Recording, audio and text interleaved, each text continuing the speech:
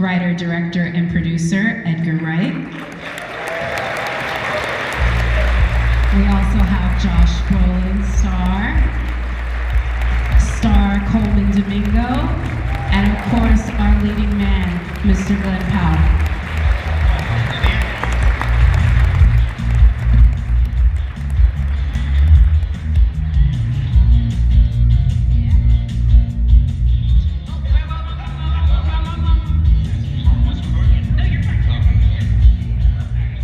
Yes, this is right, sorry. That feels right. That feels right. I was gonna get it right. I was like, no, I had it in the wrong way. I apologize. You got it. No more running, just sitting. How about that? Glenn, thank you so much for being here. Edgar, Josh, and Coleman. I loved the footage at the presentation today. It was so electric.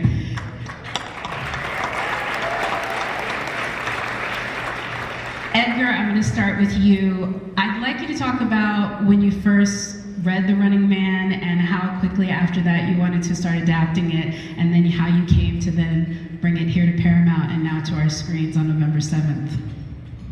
I had read, I was a big Stephen King fan growing up, I still am, and but I had the Bachman books, that compendium of the 4 Richard Bachman books, which one of which was The Running Man. And I don't think I had seen the 87 film at that point. I was too young to see it at the cinema. I think it was an 18 in the UK and I was 14 when it came out. So strangely, when I did eventually see the movie on VHS, I had already read the book. And I really enjoyed the movie, but I was very, probably the first time I was aware that like an adaptation was very different. It was very different from the source material. So over the years in interviews, even as far back as doing interviews for Shaun of the Dead and Hot Fuzz, sometimes you get asked in an interview, oh, if you had to remake any movie, what movie would you remake? And I did actually say in interviews, which you can find online, I said The Running Man. So when it came as actually like an email from Simon Kinberg over there, I said, do you have any interest in remaking The Running Man? I was like, yes, I do. I have thoughts. So I was a big fan of the book, and I just felt like, oh, there's a lot of this, a lot of the novel had not been adapted for the screen. So that was really exciting to me. And of course you had to find the Running Man, Mr. Glenn Powell, and I think we found him. You looked incredible in that trailer. I've seen you like charm everyone in movies like Twisters, Hidden Figures, The Hitman. You're a little bit more, let's say there's more spice to this one, this character. Was this kind of a different look for you a bit? Edgar calls it bad mood Glenn. I just need to turn a little more bad mood. I couldn't be so happy and cheery on this set, you know, but no, we had a good time. Ben Richards was a fun guy to play every day. I think you should talk a little bit about the physical toll of it, because I think I saw you splashing down, dropping through ceilings. I mean, this was definitely one of the most physical performances I think you've done to date. Talk about what Edgar put you through exactly, if you can preview a little bit, maybe what we didn't even see. Well, I think one of the best parts is, like, I've wanted to work with Edgar for years and years and years, but what makes him so singular is he does so much of it in camera. You know, there's obviously great visual effects in the movie, but so much of it was practical. So I knew we were going to be shooting a lot of practical stunts on this movie, and I definitely got in what I call bulletproof shape, just knowing I was going to have to take some hits, but I don't think I fully prepped myself for what we tackled on this one. But it really works for the audience, because, you know, when you're falling and you're hitting the ground and you're really doing it, like, the audience feels that. You know, when the explosions are real and you're jumping through it, it's a different sort of experience. You know, the audience invests more. So I've really prided myself on being a part of movies where, you know, you put the audience first and you want them to invest, and I think we have that with this one in big time. I love it. Edgar, if you're gonna have The Running Man, you have to have Killian on the other side of him being his main antagonist, the person who is putting him through the paces. And I don't know, I guess villain is the new thing for you, Mr. Brolin? Villainous characters after that? I don't know, this is one I don't think I've seen you play before, so. Yeah. This is the first villain I've ever played. IMDb lied to me. Having been, you know, saturating the audience with my romantic comedies, it was really a fun departure to get into. Thank you, Edgar.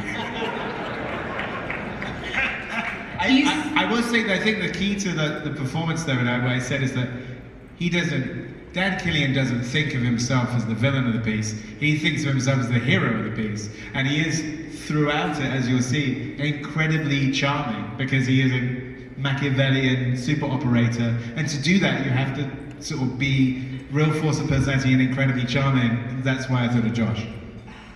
Well, I will say this. You say that it is different to me, having seen some of the villains that you've played, is because when he's sitting across from Glenn, even in that trailer, and he's making that deal with him, like he's a salesman and a showman as much as he is a villain, and I think there's more layers to him. I'd be curious if that was something that you played into with this one, this idea of like, yeah, he's a television producer too. There's that other side of him. Yeah, when we did it, I mean, can I say, when he said, look, I need you to look right into camera, there was a massive panic moment. Like, what? Because I can't play with him, and I'd been playing smaller scenes with him before, but these long speeches that were coming up. So there was something that he put on the camera, which we didn't even think of before, which allowed Glenn's face to be reflected right inside the camera. So I was like acting to a hologram of Mr. Powell.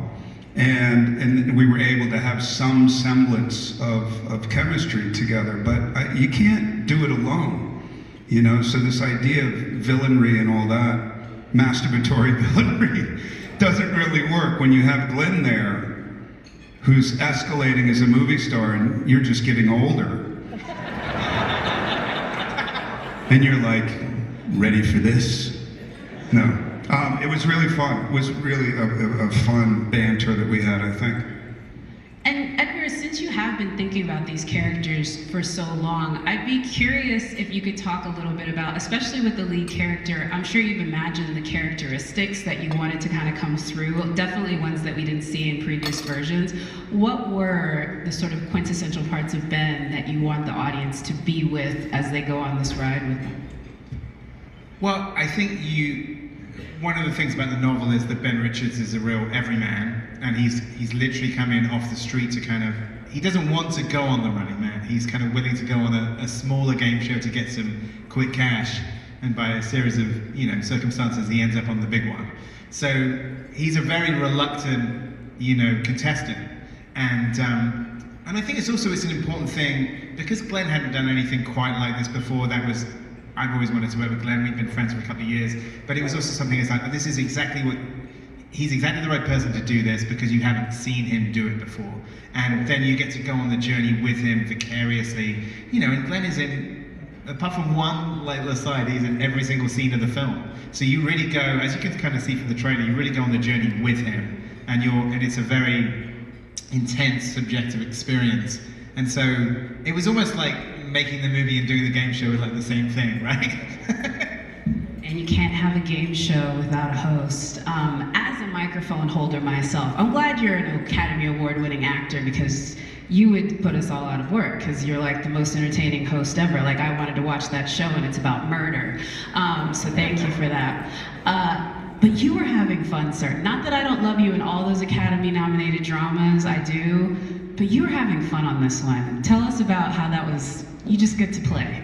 Well, that was the opportunity that Edgar gave me, was to come and play with these guys and sort of be, like once you get into Bobby T's world, you're in a whole different world. He's really serving a function, a very dark, entertaining function, he knows he's beloved by America and they listen to him and he fuels the fire and you get these contestants and no one has won this game before, but he's living it, and I'm having a good time. But we really strategized and really talked about game show hosts and their function, and sort of like he's serving a function. The show must go on. The show must happen every single day. Yet still, I think Bobby T sort of sleeps at night, even though he's doing terrible things. He's a part of a terrible function, but he sleeps well, dresses well, makes love, and enjoys a good meal. Yes, he did. So I wanted to lean into that.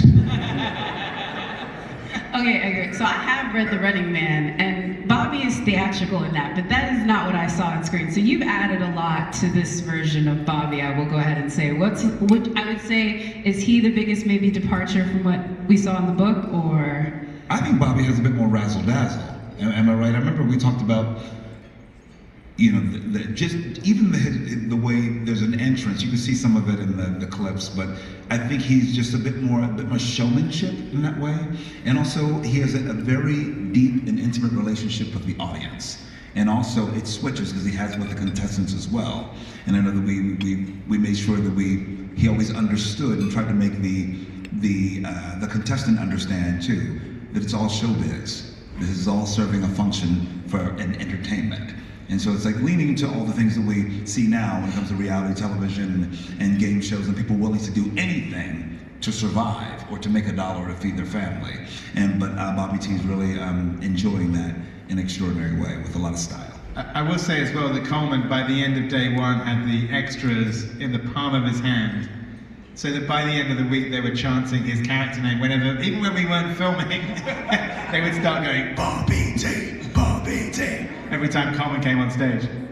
Oh, I dig that. He also got his BAFTA nomination while he was on stage, and he basically had all the background just erupt chanting for him. I was like, that's the best way to get a BAFTA nomination. It was beautiful. It was beautiful. That is lovely. 4-time BAFTA nominated down there at the end too, I will have to say, Mr. Edgar Wright. Glenn, sir. Is Brisket in the movie? I just have to know, because now you've teased it. Your dog has made previous appearances. I just want to know if Brisket's actually in the movie. Yeah, my dog's name is Brisket, if anyone who doesn't know. Follow me on social media, it's all I do, to talk about my dog.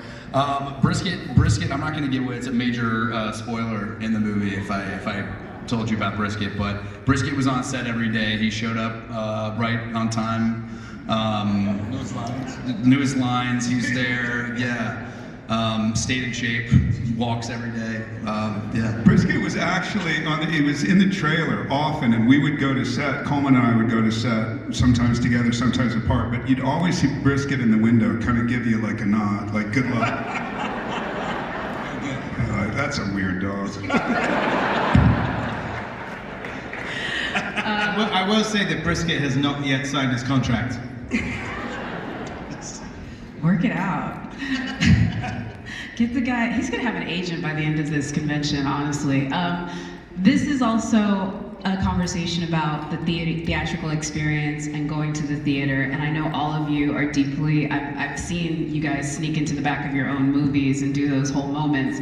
I'd be curious if you guys can maybe give us a peek inside what you do at the theater. We have this thing at Fandango called Concession Confessions. What do you eat at the theater, and where do you sit when you can sit where you want? I think all of y'all are so famous now, you just sit in the back, but what do you eat? Edgar, I'll start with you. What do you eat, and where do you sit? I'm going to say a controversial thing here as a Brit. I think the American concessions at the theatre are better. And I like, because I miss them when I go to UK cinemas, but I'm a fan of the junior min, and especially refrigerated junior mints. And I think like also in the cinema, I like to sit like middle. You want to go where the best place for the speakers are. And sometimes if you're like in this business, you ask the theatre manager, like the Odeon Leicester Square where they have little premieres, including Top Gun Maverick. I asked the manager, because they always put the celebrities and stuff or the guests up in the balcony, and he says, "Oh, J16 is the best seat in the house." So whenever I go to a premiere, I say, "Can I sit in J16?" Which is in the stalls. So you need to ask the person who does the speakers where the best place to sit is, and it's usually front, middle of the stalls. All right, good tip. Josh, where do you sit when you eat? As a celebrity, I like to be in the balcony. chocolate. Away from the grate on the wall. Chocolate covered caviar clusters are great.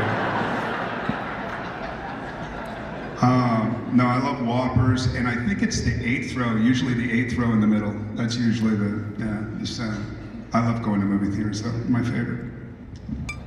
I want to go to the theater that has the caviar. I don't know. Coleman? I love to sit like on an aisle in the middle, which is good, so I can, I don't know, I like to just know that I can get out. And then, for whatever reason, I just want to know that I can. Or come in, right before it starts. But I also like to eat, I love gummy bears and Sour Patch Kids, but I also love a full meal. I love when there's wings for sale. I love to I want to go really eat and eat some stuff that I want to eat in the dark. Things that I don't eat at home. What theater has wings? Any of the Alamo, the draft house. I'm like the Alamo Draft House people. That's my hometown. I I would go to the one right there in Texas. Exactly. It sounds like the messiest theater experience. It's amazing. It's great. It's amazing. But you're eating it in the dark. You're not eating anything healthy. I want the worst that you can bring me, and lots of it. And if you hear this, it's Coleman.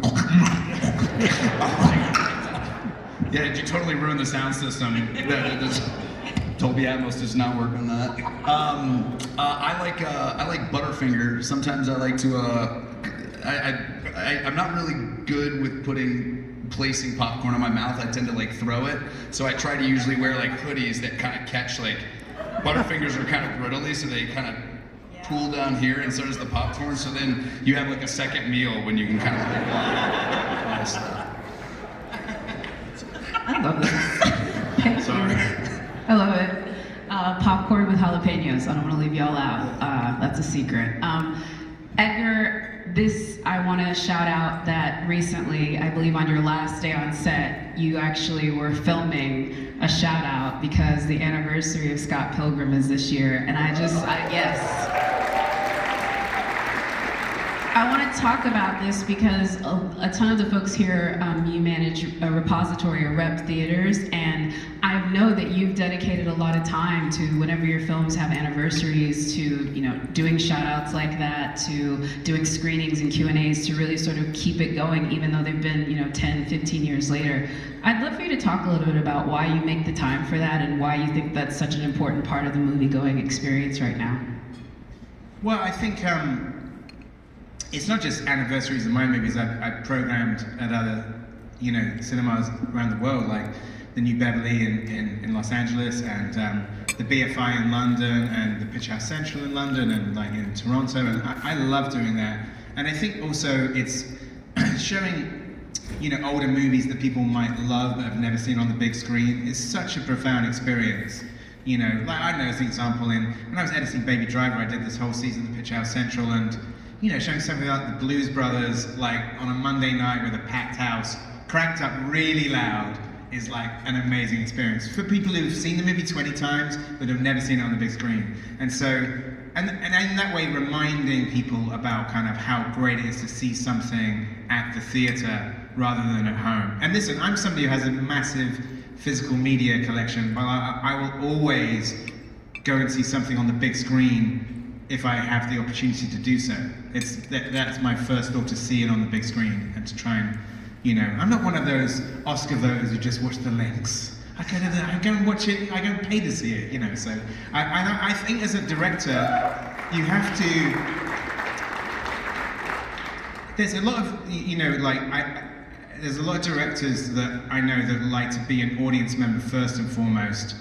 And I've always tried to do that, and I'm always admiring of people like Quentin Tarantino, who'll be he'll sit there as a customer and watch the movies with a paying audience, because it's important. It's a different experience to watching it at an industry screening. It's a different experience to watching it at home. You have to make films, you have to be the audience as well. So that's really important to me. Yeah, very well said. Not to make y'all go down memory lane again, but again, I think when you're trying to tell folks that not only do they need to see this movie, but they need to see it on the biggest screen possible in the best theater that they can get access to on November 7th, it's because there's certain aspects of watching the movie together that you can only experience in the communal atmosphere. Whether it, I have a memory of somebody yelling something out in Get Out, and that's a part of my first time seeing Get Out, of just that exuberated, don't go there. Or somebody laughing at a moment that you didn't expect in a screening. Do any of you have any of those sort of memorable in a theater moments that you could share with yourself, where it was either you were with the right crowd, or it was an opening premiere, or just, I don't know, somebody screened something at the right moment that made the movie an instant classic? And Glenn, I'll start with you. Oh, I just remember one of my all-time favorite memories, I think, ever, is especially after the long process of holding on to Top Gun. You know, we started that movie in the fall of 2018. We didn't release it till the summer of 2022. We put a lot of work into that movie, and Tom said, everybody wants to buy this thing, we're gonna hold on, and we're gonna put it out in theaters the way it was designed. And it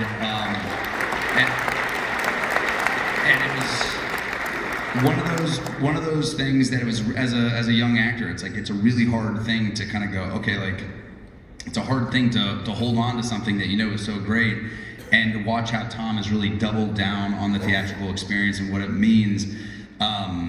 It's taught me so much about what makes this business great, and what makes theaters great, and the cultural impact it can have, and what can, you know, it fuels the whole business. When something does well theatrically, it changes things. And we left when I was at CinemaCon for Top Gun, and I remember we got to screen Top Gun Maverick for the first time, and I got to watch it with a bunch of theater owners, with all of you, and I watched grown men cry and high five at the end of that movie, and it was one of those things where, you know, I got to see your livelihood, our livelihood, kind of be put in a moment, and I'll never forget that, because it was so special, and it really signifies all the work that we do on set, trying to entertain audiences in your theater. It all sort of culminated in a moment. It really made me see very clearly the importance of what we're all doing here. That's a pretty good one. I'm gonna keep going. That's a hard one to top, though, like the real top. Coleman? Theater, I know. Theater experience. And you could maybe even do live theater if you wanted to, you know. No, the first thing I actually thought about, which is weird and I couldn't shake it, was the first time I saw Carrie in a movie theater. I was 9 years old. I had no business seeing Carrie in a movie theater. But it was, you know, we had a movie theater around the corner from our block, and they showed Bruce Lee movies and they showed horror movies. And it was my sister's turn to take me to the movie, and she loves horror. So I watched Carrie, and I watched it, and I watched most of it with my eyes closed. But I remember that moment when I thought everything was going to be all right, and I was like, oh, everything's done now, you know, the prom is over and all that, and she's having a dream, I guess, and going to the gravesite, and everything's fine now. It's beautiful, and you know, she's at the grave, and then a hand reaches up, and I was like, oh. And I looked around, everyone else was, oh. And looked at me, but also everyone, they were like, you okay, you okay? I'm like, I'm okay, okay, but we experienced that thing together. And I remember coming out of the theater, and I was just like wired, and everyone was just, you know, wired as well. But I knew that was starting, you know, of course, I don't like horror movies anymore, really. But what I do love is that I do remember that there was a shared experience in that theater, and it kept me, even though I was afraid of that particular genre for a while, I knew I liked going back to the theater because it was, you know, someone else was feeling something else at the same time. I think that also probably led to the fact that I started my career in the theater. I love being in dark spaces and telling stories and coming with an open heart and using our imagination. I know that there's conversations you can have in the theater just by sitting next to someone that you absolutely do not know, and then you feel like you've become a bit more human with each other. You know, so I think that there are bonds always being you know, built with your fellow man because you're experiencing something together, and hopefully you download it and you take it into your body, your spirit, you take it out into the world, and you feel a bit more alike than unalike. So I think that even though it was a horror movie and it was a horrible experience for me, it transformed into something quite beautiful, and I'm still in it. And now, full circle, you're in a Stephen King movie. Now. I just had that thought. Exactly. Now I'm going to scare the living daylights out of many other people. So life is good, people. Mr. Josh Brolin, sir. I'll be quick. I have a similar story. My dad took me to see Apocalypse Now when I was 11. And that's my first theater experience that I remember. Like, why the fuck would he do that? Makes no sense. Of course we became actors. Exactly. But I will say this, I saw, being a major film fan, and just loving movies, and now it's gotten to the point literally where I think you can identify with this, some of us can identify with this, where you've seen so many movies that you have to relive these experiences over and over. But I saw The Warriors 65 times on VHS. I know, not much of a childhood, but, and then I saw it at Alamo Drafthouse. I saw it for the first time in the theater, and I will never forget that experience. I mean, the difference between seeing it on VHS and the profound impact that it had on me for whatever reasons, seeing that in the theater was just as good to me as seeing Star Wars in the theater, or seeing whatever the great epic films are. It's a personal experience, and like Coleman was saying, like when those lights go down, there's something, it's like the jaws of life open you up, and you're available to story, to the power of story, and I don't think anything can replace that. These are all amazing stories, but I saved Edgar for the last because I know you have a million. I've heard of half of them on podcasts already.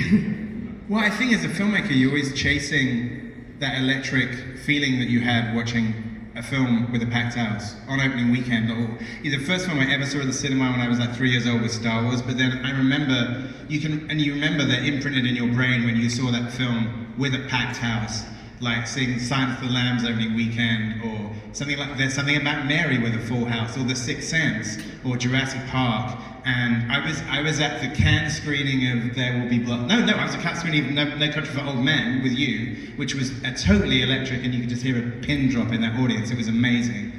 I was at your Top Gun premiere, which was another really special night in London. But weirdly, you mentioning like Bruce Lee films, the one that I really remember is that in London in the sort of mid-90s, Jackie Chan films hadn't really been at the cinema. They'd mostly been on VHS. And I went to a preview screening of Rumble in the Bronx with British Jackie Chan fans. And even before the film had started, like in the opening scenes of that movie, this is in the Prince Charles when it still had a balcony. In the opening scenes of that movie, Jackie Chan, the first bit of vague action is he starts training on this training tree. And the audience started stomping on the balcony. And it was just like, that was the start of the movie. So being in like, even something like that Rumble in the Bronx, like I never remember hearing an audience so amped for something, and it's never left me. So those experiences when you're with a packed house of people just going crazy for a movie will never ever leave you. So you're always chasing that high as a filmmaker.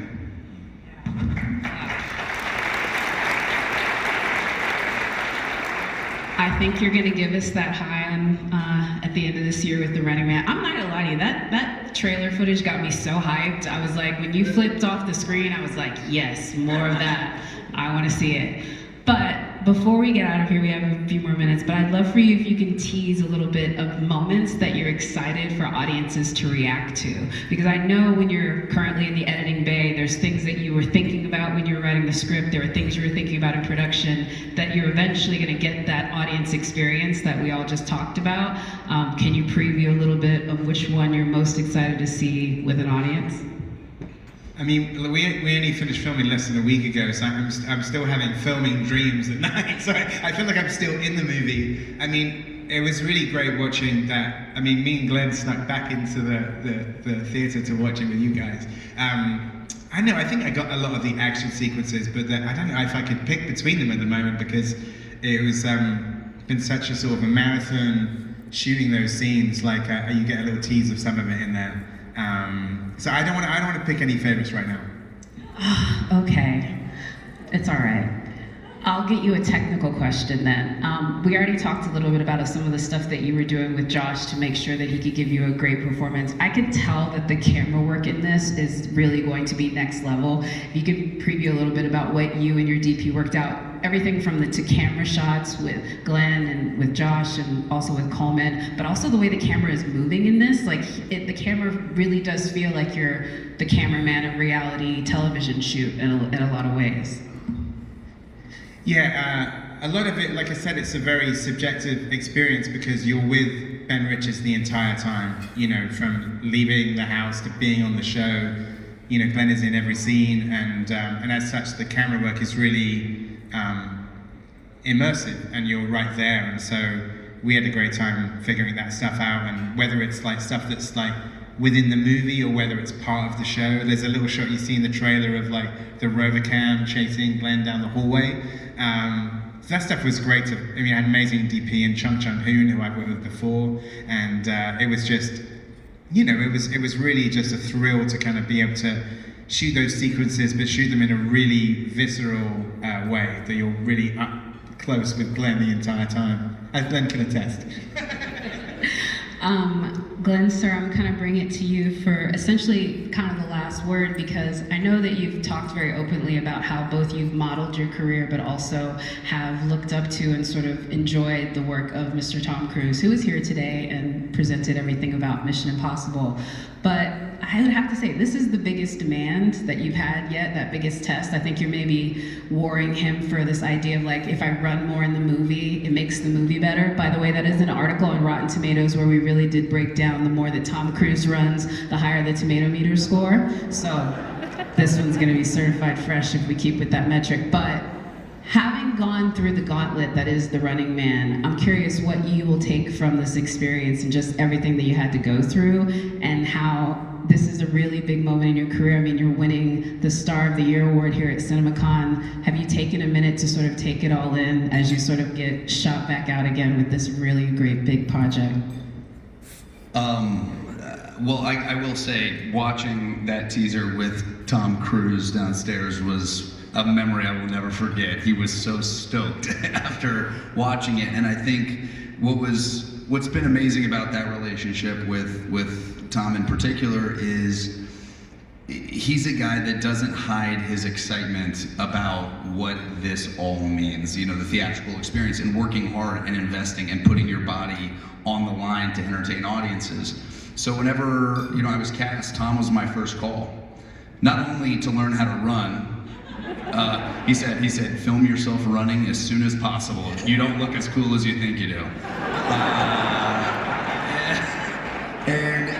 And we did. And I talked to people, and the fun part is you talk to these running coaches, and there's only one actor that knows how to run on screen. It's Tom Cruise. I'm like, yeah, he's the running man for a reason. But Tom also really, I think, has been such a great mentor and friend in the fact that he really believes in, again, what we're all doing here, and that level of investment. When that camera rolls in between action and cut, you have one shot to give it all you got for an audience to be thrilled all around the world. And it's a really big responsibility. It's really cool. It's one that I didn't take lightly. So look, I don't have the insurance plan to be Tom Cruise. I'm not trying to be Tom Cruise, but I will say I learned so much from him on how to properly do an action movie on this one, and I really am so grateful that, you know, again, for the way he's just really important. Also, how to open a movie around the world and how to talk to you guys and receive information and feedback on how we can all kind of do this together. You know, he really believes in the team sport of it all, which is really amazing. And yeah, investment, hard work. You know, let's do it for the audience. That's it. All right, well, I want to thank Mitch, all the folks at Cinema United, of course the folks at Paramount for letting me stand up here on the stage and speak to this incredible, it's like today's internet boyfriends, a director I've admired my entire life, and the internet's boyfriend before there was the internet. This was a great day, so thank you all very, very much. I watched Goonies a lot. Anyway, thank you.